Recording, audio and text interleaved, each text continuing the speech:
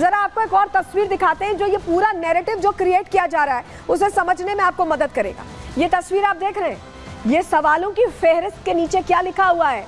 महाविकास अघाड़ी को अपना कीमती वोट देकर कामयाब बनाएं, सवाल ये पूछे गए।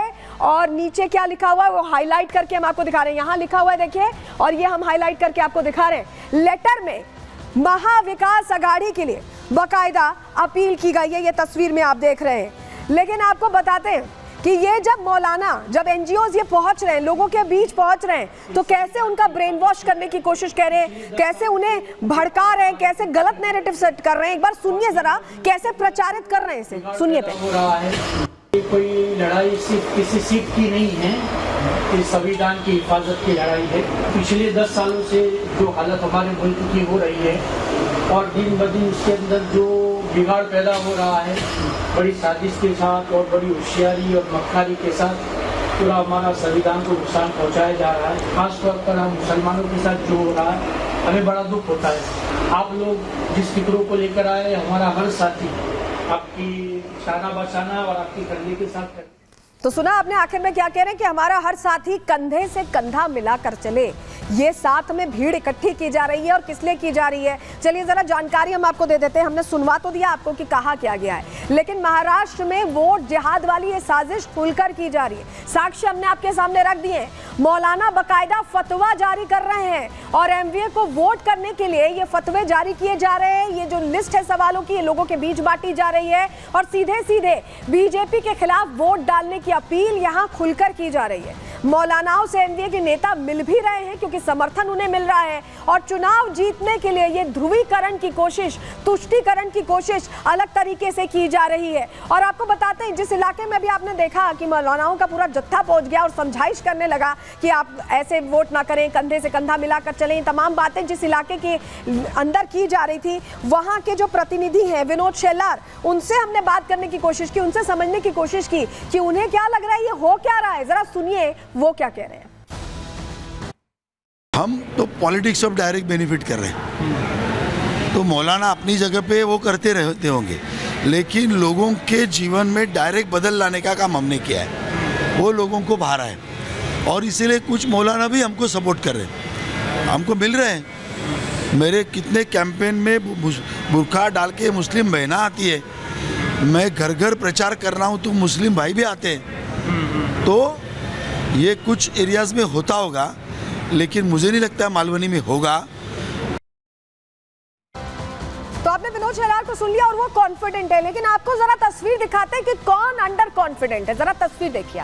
ये जो तस्वीर आप देख रहे हैं यहाँ पर जो आपको दिखाई दे रहे हैं, ये सुनील प्रभु हैं और ये शिवसेना यूबीटी के नेता हैं। वो मौलानाओं के साथ लोगों के बीच पहुंच रहे हैं। किस तरह से मौलाना लोगों का मूड एक तरह से चेंज करने की कोशिश कर रहे हैं या माइंड वॉश करने की कोशिश कर रहे हैं, ये तो हमने आपको सुनवा दिया। लेकिन मौजूदगी किसकी है? शिवसेना यूबीटी के नेता की, सुनील प्रभु की। अब सुनील प्रभु यहाँ क्यों मौजूद हैं, आपको इस सवाल का जवाब हम दे देते हैं। चलिए जानकारी जल्दी से आपके सामने रखेंगे। आपके लिए जानना जरूरी है कि आखिर सुनील प्रभु जो शिवसेना यूबीटी के नेता हैं वो यहाँ क्या कर रहे हैं। आपके मन में ये प्रश्न आ रहा होगा। चलिए जल्दी से जानकारी आपको हम दे देते हैं कि आखिर सुनील प्रभु क्या कर रहे थे। यहाँ पर आपको बताएं, दिंडोशी से देखिए चुनाव लड़ रहे हैं सुनील प्रभु और वो पहुंचे हुए हैं तमाम मौलानाओं के साथ, जो एनजीओज पहुंच रहे हैं, लोगों को समझा रहे हैं, बता रहे हैं कि कैसे कंधे से कंधा मिलाकर चलना है, तमाम बातें कर रहे हैं। सवाल जो फेहरिस्त हमने आपको दिखाई कि जहां पूछा जा रहा है कि सीए एनआरसी थोपने वालों के साथ रहेंगे क्या, इस तरह के सवाल जहां फेहरिस्त जारी की जा रही, वहां पर सुनील प्रभु की मौजूदगी उनका अंडर कॉन्फिडेंस तो दिखाती ही है। वहीं टक्कर किससे है दिंडोशी पे, ये भी आप देख लीजिए, संजय निरुपम से। शिवसेना के कदावर नेता हैं, बहुत वोकल हैं और लगातार हिंदुत्व को लेकर बात करते रहते हैं, मुखर होकर बात करते हैं। उनकी छवि से लोग कहीं ना कहीं जुड़ते हैं और यही चिंता सुनील प्रभु या ये कहें कि महाविकास अघाड़ी को इस रास्ते पर जाने को मजबूर कर रही है। इस तरह से वो लोगों के बीच पहुंच रहे हैं, ये हमने आपको बताया। लेकिन अब चलिए आपको बताते हैं कि ये जो पूरा प्रकरण आया, इसको लेकर शिकायत भी हो गई है। बीजेपी ने शिकायत दर्ज कराई है क्योंकि इस तरह से ये तो एक तरह का वोट जिहाद है, उसको लेकर शिकायत दर्ज कराई गई। ये जानकारी आपके सामने रखना है, किसने शिकायत दर्ज कराई आपको बताते हैं। देखिए, महाराष्ट्र में वोट जिहाद की साजिश बेनकाब हो गई। ये जो फहरिस्त सामने आई है सवालों की, और इसमें नीचे जो अपील है एमवीए के लिए, सीधे सीधे साजिश बेनकाब हुई है। एनजीओ जागरूकता के नाम पर एजेंडा चला रहे हैं। एनजीओ का काम लोगों के लिए सेवा करना, उनकी मदद करना, जागरूकता फैलाना है, लेकिन यहाँ पर काम दूसरा ही चल रहा है। राजनीतिक दल का समर्थन चल रहा है। बीजेपी ने चुनाव आयोग से इसको लेकर शिकायत की, मुंबई कलेक्ट्रेट में भी इसको लेकर शिकायत की गई है, और बीजेपी ने धार्मिक उन्माद फैलाने का आरोप लगाया। बीजेपी ने यह आरोप लगाया है कि एनजीओ इस तरह से धार्मिक उन्माद फैला रहा है, और एनजीओ के खिलाफ पुलिस में भी शिकायत दर्ज करा दी गई है, और ऐसे एनजीओ पर एक्शन की मांग भी रखी गई। और आपको ये भी बताएं कि चुनाव आयोग ने इस मामले में संज्ञान ले लिया है और इसमें कार्रवाई करने की बात भी आ रही है। लेकिन ये जो डर का माहौल है, क्या ये हार का डर है जो महाविकास अघाड़ी को इस तरह का हथकंडा अपनाने पर मजबूर कर रहा है? रिपोर्ट आपको दिखाते हैं।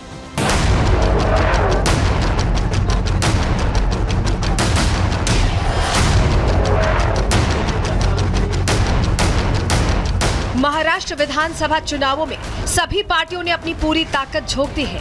इस चुनाव में महायुति और महाविकास अघाड़ी के बीच टक्कर है। दोनों ही गठबंधन की तरफ से चुनावी घोषणा पत्र भी जारी कर दिया गया। महायुति जहां विकास, विश्वास और महिला सशक्तिकरण की गारंटी के साथ चुनावी मैदान में है, वहीं महाविकास अघाड़ी भी बड़े बड़े वादे कर रही है। सियासी बयानबाजी और चुनावी वादों से इतर पर्दे के पीछे बड़ी साजिश भी चल रही है। मनसे अध्यक्ष राज ठाकरे ने इस साजिश का जिक्र अपनी रैलियों में भी किया। उन्होंने चुनाव के लिए मौलानाओं की तरफ से जारी किए जा रहे फतवों का जिक्र करते हुए महाअघाड़ी पर बड़ा हमला बोला था। एक मुसलमान मौलवी यानी फतवा काढलाय, फतवा। एक मुसलमान मौलाना ने फतवा निकाला। ये सभी मुसलमान अब फतवा निकालने लगे हैं कि कांग्रेस, राष्ट्रवादी कांग्रेस और शिवसेना उद्धव ठाकरे को वोट दीजिए, सभी मिलकर एक होकर वोट दीजिए। इस तरह का फतवा निकल रहा है। आज मैं आपको शब्द देता हूं, अगर राज ठाकरे के हाथ में सत्ता दी, किसी एक मस्जिद के ऊपर लाउडस्पीकर आपको देखने को भी नहीं मिलेगा। राज ठाकरे ने जिस साजिश का जिक्र किया, वो साजिश अब बेनकाब हो गई है। शिवसेना उद्धव गुट के नेता मौलानाओं की शरण में पहुंच गए हैं। चुनाव में तुष्टीकरण की राजनीति को भड़का दिया गया है। मुस्लिम वोट बैंक को अपनी तरफ करने के लिए वोट जिहाद का सहारा लिया जा रहा है। विशेष समुदाय की ऐसी बैठकों में संविधान का सहारा लेते हुए बीजेपी के खिलाफ न सिर्फ जहर उगला जा रहा है, बल्कि सभी से महाविकास अघाड़ी के पक्ष में वोटिंग की अपील भी की जा रही है। वोट जिहाद के फतवे सिर्फ मौलाना ही नहीं दे रहे हैं, बल्कि एनजीओ की आड़ में कुछ कट्टरपंथी वोटों के ध्रुवीकरण की साजिश को अंजाम दे रहे हैं। इस साजिश को समझने के लिए आपको मराठी मुस्लिम सेवा संघ नाम के एनजीओ का ये क्वेश्चनेयर देखना चाहिए। ये क्वेश्चनेयर खासकर मुस्लिम इलाकों में बांटा जा रहा है। मुस्लिमों को भड़काने के लिए 17 जहरीले सवाल पूछे जा रहे हैं। इस दस्तावेज का मकसद सिर्फ और सिर्फ मुस्लिमों को भड़काना और महाविकास अघाड़ी के पक्ष में वोट करना है। ये इलेक्शन लोकल मुद्दों का इलेक्शन है, कोई इशू पे और भावनिक भावना पे इलेक्शन नहीं लड़ा जाता।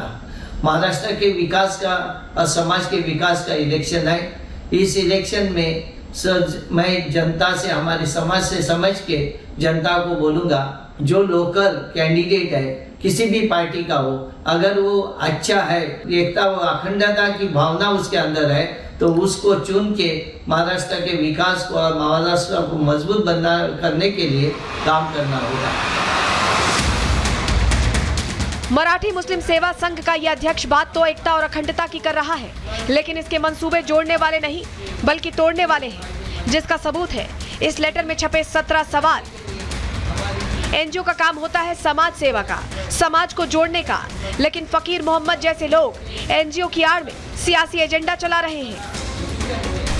हम जनता से अपील करते हैं कि आप अपने भविष्य के लिए और महाराष्ट्र के विकास के लिए और देश की एकता अखंडता के लिए और संविधान के रक्षा के लिए आप अपना कीमती वोट देना। एनआरसी सीए का डर निकाल डालो, कोई भी डर में खौफ में नहीं रहना। वोट जिहाद की ये साजिश सामने आई तो बीजेपी के नेता एक्टिव हो गए।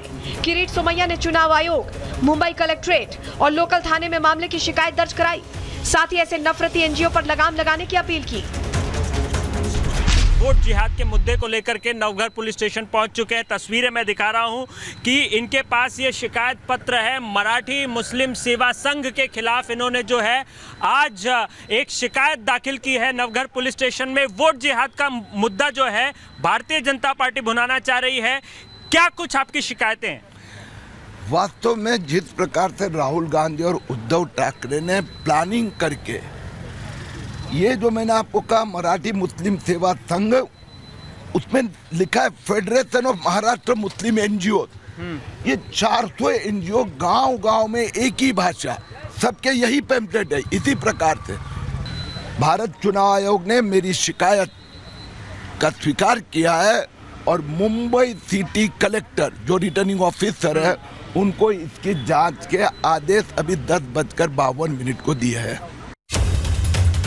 सीएम योगी ने हिंदुओं को एकजुट करने का नारा क्या दिया? पूरे विपक्ष में खलबली मच गई। वोटों का गणित बिगड़ा तो वोट जिहाद का सहारा लिया गया। मौलानाओं और उलेमाओं से बात नहीं बनी तो एनजीओ को भी इस वोट जिहाद में शामिल कर लिया गया। ऐसे में अब देखना यह होगा कि चुनाव आयोग इस वोट जिहाद पर क्या एक्शन लेता है। Bureau report, Republic Bharat.